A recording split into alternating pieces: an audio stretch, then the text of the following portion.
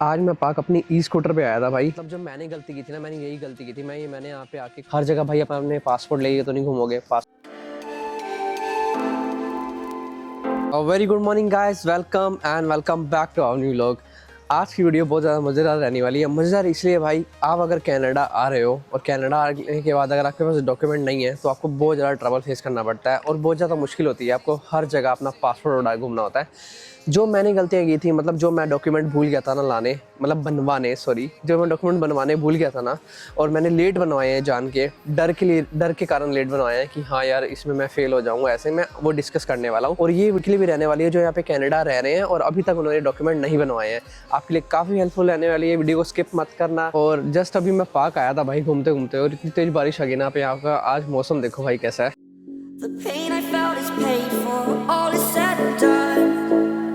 Oh, I am restricted. काफ़ी तेज़ बारिश आई है तो अब यहीं घूम रहा हूँ। तो ये देखो, सबसे पहले मेरे को ना इंटरेस्टिंग लगी यहाँ पे कौवे है भाई। ये देखो, देख रहे हो, वोट कॉल्स ओनली, उसके पास बैठा देख, कुछ खा रहा है भाई ये। और आज मैं पाक अपनी ई स्कूटर पे आया था भाई। मैंने ई स्कूटर इसलिए ली थी क्योंकि मैं यहाँ से कॉलेज जाता था, कॉलेज मेरा घर के पास ही था। मैंने आपको पिछली वीडियो में बताया, जो मेरा पिछला कॉलेज था ना, मतलब जो मेरा पहले first and half year 2 years का जो मेरा कॉलेज था, वो मेरा कॉलेज घर के पास था। तो मैंने ई स्कूटर ले रखी थी क्योंकि मेरे को बार बार फेयर भरना पड़ता था यार, $3 $4।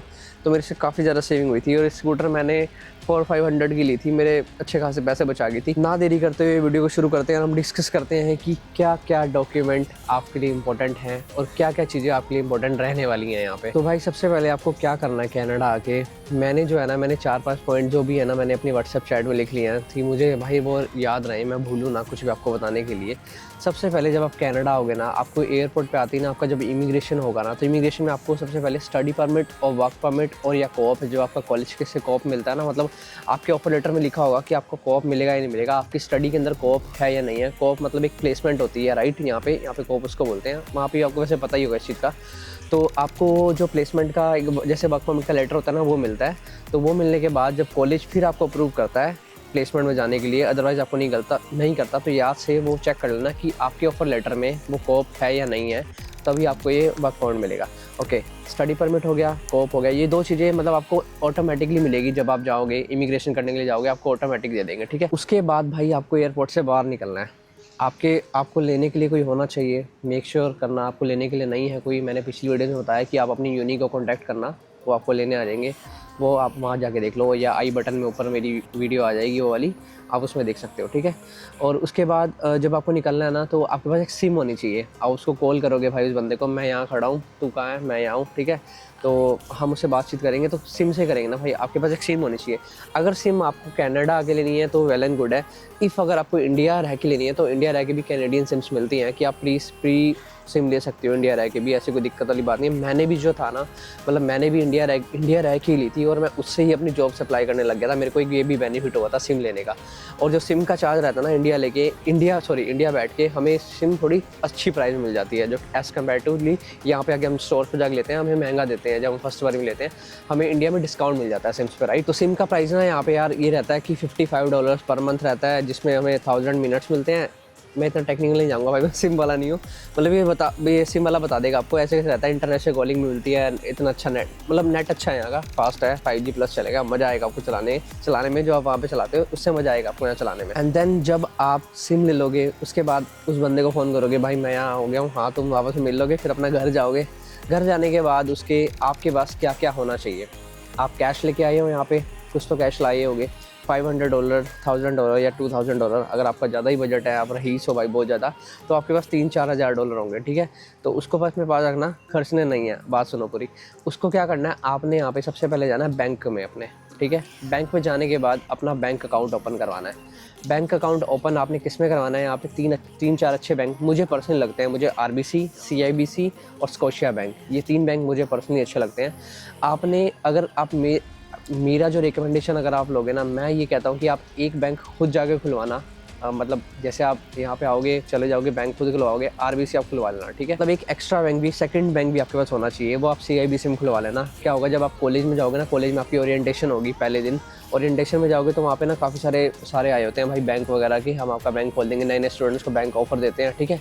तो आप नया बैंक अकाउंट भी खुलवा लेना। बट उसके बीच में रहते रहते ना आपने अपनी GIC की एक्टिवेशन करवानी है। GIC एक्टिवेशन आपको एक बारी में लमसम पेमेंट आएगी, मतलब 2000 3000, फिर आपको पर मंथ आएगी। जैसे आपकी GIC अभी इस टाइम $21,000 है, तो आपकी आई गेस 2200 समथिंग आती होगी, 2200 और 2600, मुझे आइडिया नहीं है, इतनी आती है। मेरे टाइम में तो भाई मुझे 600 आती थी, मैं आया था क्योंकि मेरी 10,000 थी जब मैंने अप्लाई किया था। तो आपको जो पर मंथ आएगी ना, जो आपकी GIC आएगी वो आपकी दूसरे बैंक अकाउंट में सेव होती रहेगी। अगर आप उसको मेन बैंक अकाउंट में रखोगे ना, जिससे आप रोज़ खर्चे करते हो भाई, आपके अननेसेसरी खर्चे बढ़ेंगे। तो 2 बैंक का ये फ़ायदा है, खुलवाना मस्त खुलवाना भाई। मैंने ऐसे करा था सच में, तभी मैं फ़ीस भर पाया हूँ अपनी। मैंने ऐसी अपनी उसमें सेविंग करी थी। बैंक अकाउंट खुलवा लिया है, GIC करवा ली, और क्या स्टडी परमिट आ गया, वर्क परमिट आ गया। अब आप जब बाहर जाओगे यहाँ पे, ठीक है, कॉलेज जाओगे, कॉलेज में आपके टेस्ट वेस्ट होंगे, एग्ज़ाम होंगे, ठीक है, और भी 100 काम होंगे। बैंक वाले कहेंगे कि अपनी ID दिखाओ। हर जगह भाई अपने पासपोर्ट लेके तो नहीं घूमोगे। पासपोर्ट एक ऐसा डॉक्यूमेंट है कि वो अगर गुम हो जाए भाई, बड़ा ज़रा ट्रबल हो जाएगा आपके लिए। और मेरे साथ भी ऐसे मतलब हुआ तो नहीं था, लेकिन जो मैंने गलती की थी मैं आपको बताता हूँ ना, मैंने यही गलती की थी। मैंने यहाँ पे आके कोई अपनी ID नहीं बनवाई, कनाडा की ID नहीं बनवाई थोड़े टाइम तक। मेरे को बहुत मुश्किल हुई भाई यहाँ पे। मैं हर जगह जाता था, अपना पासपोर्ट देता था, सिम लेने जा रहा हूँ पासपोर्ट, सिम कन्वर्जन करवाने जा रहा हूँ पासपोर्ट, ठीक है। तो पासपोर्ट एक ऐसा डॉक्यूमेंट है भाई, गुम हो जाए तो ट्रबल क्रिएट ऑब्वियसली बात होगा। फिर हमें काफ़ी धक्के खाने पड़ेंगे, अपनी एम्बेसीज में जाके रीइशू करवाना पड़ेगा, फिर ज़्यादा ट्रबल हो जाएगा। तो इसलिए क्या करना भाई, यहाँ पे ना एक फ़ोटो ID होती है। अगर आप जीवन नहीं दे सकते, जीवन एक लाइसेंस होता है यहाँ पे। लाइसेंस मतलब जो ड्राइविंग लाइसेंस होता है ना, उसको ID कहते हैं जीवन। ये मतलब पहला प्रोसेस होता है। और सेकंड प्रोसेस होता है G2, जो उसका अपर प्रोसेस होता है। और थर्ड प्रोसेस होता है G, मतलब फुल लाइसेंस। आप हाईवे भी चला सकते हो, हर जगह चला सकते हो उसके अंदर। तो जो मैंने अब गलती की थी ना, मैंने नहीं बनवाया भाई वो आके। मैं हर जगह पासपोर्ट लेके जाता था, एग्जाम होते थे पासपोर्ट ले जाता था। बट ये मेरी गलती थी भाई। तुम इससे अवेयर है ना, आते ही जीवन बनवा लेना। जीवन बनवाने के लिए आपको एक PDF मिलती है। उस PDF में मतलब 150 क्वेश्चंस होते हैं, हमें वही रीड करने होते हैं।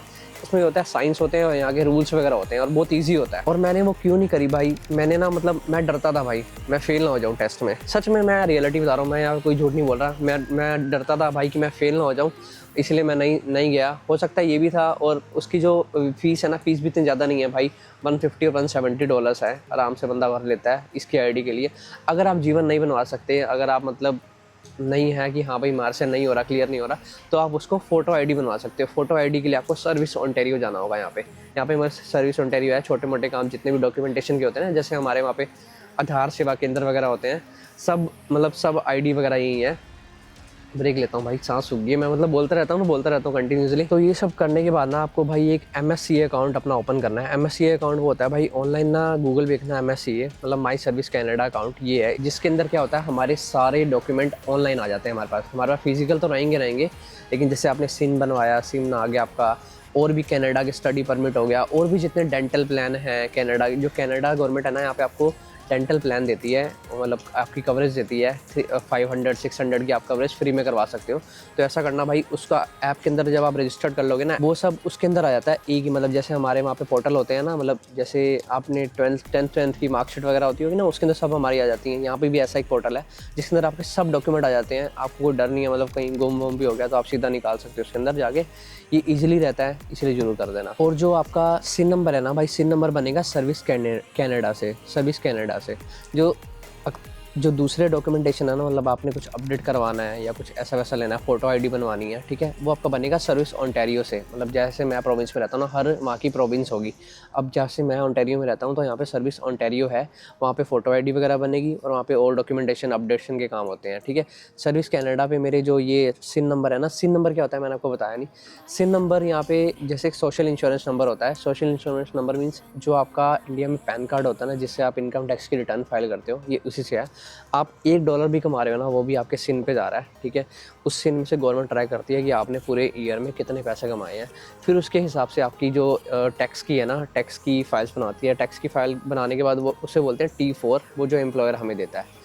T4 में आपके सारा डाटा होता है कि आपने कितने पैसे कमाए एक साल में, और यहाँ पे कितने मतलब आपने चले। फिर हम उसको टैक्स फाइल करते हैं। फिर हमारा ये सब टेक्निकल है भाई, टैक्स की बातें हैं। मैं आपको अलग वीडियो बनाऊंगा कि टैक्स कैसे क्लेम करें, यहाँ पे टैक्स कैसे भरना है आपको, मैं आपको पूरा डिटेल में बताऊंगा इसके लिए। और कनाडा में ना भाई, मैंने जहाँ तक मैंने ऑब्जर्व किया ना, मतलब 1.5 ईयर में मैंने आज तक भाई कैश बहुत ज़्यादा कम यूज़ किया है। मतलब पर्सनली वैसे मैं तो कैश यूज़ करता हूँ, लेकिन अगर मैं रेशो देखूँ ना कैश और डेबिट कार्ड का, मतलब कैशलेस पेमेंट की, तो कैशलेस पेमेंट का रेशो ज़्यादा है। मतलब 80% होगा, 20% लोग कैश यूज़ करते हैं।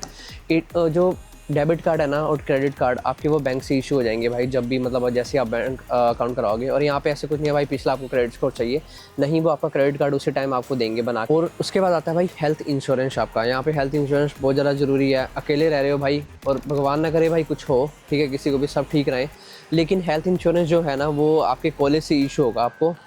जो हम स्टूडेंट होते हैं ना भाई उनको ओंटारियो गवर्नमेंट इशू नहीं करती है अभी, क्योंकि हमारा अभी कॉलेज से टाई अप होता है, हमारा कॉलेज इशू होगा। जब हमारी स्टडी खत्म हो जाएगी तब हमें कैनेडियन गवर्नमेंट अपना हेल्थ कार्ड देगी, वो हर प्रोविंस का अलग अलग होता है।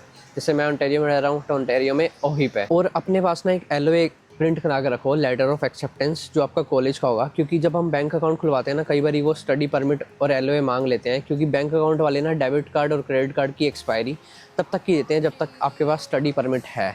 लेकिन कई बैंक्स ऐसे भी हैं कि आपको 2-3 साल की दे देते हैं। जो CIBC बैंक है ना, कैनेडियन बैंक है यहाँ पे, वो आपको 2-3 साल की दे देता है, मुझे भी ऐसी दी है। जो मेरा दूसरा बैंक है ना उसने मुझे स्टडी परमिट तक की दी हुई है, तो इसलिए वो आप अपना LOA प्रिंट करा लेना। और यहाँ पे ना भाई हर चीज़ की जो आपकी प्रिंट आउट है ना भाई, उसको गूगल ड्राइव पे रखो, सेफ रखो हर चीज़ पे। आपका पासपोर्ट हो गया और स्टडी परमिट हो गया ना भाई, उसको कहीं अपनी सेफ जगह पे रखो, ऐसे मत फेंक देना भाई घर के अंदर। कई बार हम ऐसे होते हैं चल केयरलेस हो जाते हैं, अपना कहीं भी ड्रॉर रख दें, नहीं भाई ऐसे मत करना। मैंने 1-2 स्टोरीज भी सुनी है यहाँ पे भाई, लोग जो अगर आपसे लोग परेशान हो जाते हैं ना, लड़ाई झगड़े होते हैं कई बार, तो आपका वो पासपोर्ट तक फाड़ देते हैं। इसलिए पासपोर्ट को और स्टडी परमिट को अपना बचा के रखो यहाँ लोगों से। और एक हार्ड कॉपी भी अलग से बना के रखो कि आपकी हार्ड कॉपी भी आपके पास हो, आपकी गूगल ड्राइव भी आपके पास हो, और जो आपका पासपोर्ट है ना वो आपका अलग से पड़ा हुआ है, पासपोर्ट सिक्योर जगह पे पड़ा है और आपका स्टडी परमिट सिक्योर जगह पे पड़ा है, जिसके लिए आपको अगर इधर से उधर कम्यूट करना पड़े, ट्रैवल करना पड़े तो आप इजीली कर सकते। और सबसे इंपॉर्टेंट बात भाई, आपको यहाँ पे आके एक रेज्यूमे प्रिंट बनाना है, अपना रेज्यूमे खुद बनाना है, कैनेडियन स्टाइल बनाना है। अगर नहीं बनाना आ रहा, नहीं पता लग रहा कि कैनेडियन स्टाइल कैसे करते हैं, तो मेरे को भाई इंस्टाग्राम पे DM करो, मैं आपको रेज्यूमे भेजता हूँ। उसमें मेरे पास कैनेडियन स्टाइल रेज्यूमे हैं जो जॉब में भी एक्सेप्ट करते हैं और जो आपके लिए काफ़ी हेल्पफुल होंगे। तो उसको प्रिंट कराओ भाई और खुद से बनाओ, अलग अलग रेज्यूमे बनाना, उसको प्रिंट मतलब 30-40 प्रिंट कराना, फिर उसके बाद आपके लिए जॉब के लिए भी ईजी हो जाएगा। यहाँ पे आके हम ऑनलाइन अप्लाई करते हैं, सिर्फ ऑनलाइन नहीं करना, हर जगह मतलब आपको स्टोर में जाके भी अप्लाई करना है। और अपने पास भाई एक एमरजेंसी कॉन्टैक्ट लिस्ट भी रखो अपने बैग में। जब आप कहीं बाहर ट्रैवल कर रहे हो, कहीं आप जा रहे हो, तो अपने बैग में आपके पास एक स्लिप होनी चाहिए, उसमें नंबर्स होने चाहिए आपके लैंडलॉर्ड का या आपके फ्रेंड का या आपकी फैमिली का या आपके रिलेटिव का, कि अगर कुछ भी अगर हो, आप अगर रास्ता भूल जाते हो बाहर जाते, क्योंकि आप नए हो भाई यहाँ पे, आपको कुछ पता नहीं है अभी, ठीक है, अगर आप रास्ता भी भूल जाते हो आप उनको कॉल कर सको, और कुछ हैपनिंग हो जाती है तब आप उनको कॉल कर सको। कुछ खाने पीने जाना है, उनको कहीं बुलाना है भाई, रेस्टोरेंट में यहाँ बैठा हूँ, आजा भाई डोसा ऑर्डर करा है, पिज़्ज़ा ऑर्डर करा है, तो उसके लिए भी कर सकते हो भाई उनको फ़ोन, मतलब कुछ बुरे के लिए ना ही ऐसा हो।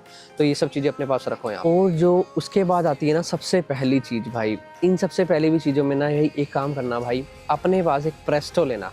प्रेस्टो मैंने आपको अपनी वीडियोस में दिखाया है भाई, वो भी जाके देखो। जब मैं बस पे चढ़ता हूँ तो वो प्रेस्टो मतलब एक पास है, यहाँ पे टैप करना होता है, जैसे डेबिट कार्ड होता है ना, यहाँ पे बस का प्रेस्टो होता है। और हर सिटी का अलग अलग है, जैसे मैं जो सी सिटी में रहता हूँ ना वहाँ पे प्रेस्टो अलग चलता है, दूसरी सिटीज़ में अलग चलता है, अलग अलग सिटीज़ में अलग अलग चलता है। वो प्रेस्टो आपको $3-4 का आएगा, और फर्स्ट टाइम आपने उसको रिचार्ज कराना है $15 to $20 का, ठीक है।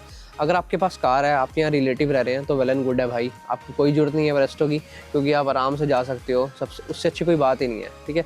तो प्रेस्टो अपने पास रखना। प्रेस्टो के लिए क्या होगा, क्योंकि स्टार्टिंग में जब आप आओगे आपके पास कार नहीं होगी, तो आपको बस में कम्यूट करना होगा इधर से उधर, तो उसके बाद प्रेस्टो जो है ना आपके लिए काफ़ी हेल्पफुल रहने वाला है। और प्रेस्टो भी कई तरह के होते हैं भाई, अडल्ट है, अगर आप अंडर 18 हो तो आपके लिए यूथ वाला बनेगा, ठीक है। अगर आप अंडर 18 अबव हो तो आपके पास यूथ का बनेगा। यूथ में थोड़ा सा फेयर ज़्यादा लगता है, और सॉरी अडल्ट में थोड़ा सा फेयर ज़्यादा लगता है और यूथ में थोड़ा सा फेयर कम लगता है। तो इसीलिए भाई प्रेफर अपनी एज से बनवाना, ऐसा स्कैम वगैरह मत करना, फंस जाते हैं भाई बंदे। क्योंकि एक बार मैंने भी ऐसे यूज़ करा था यूथ वाला, और मेरे को भी ऐसे हो गया था।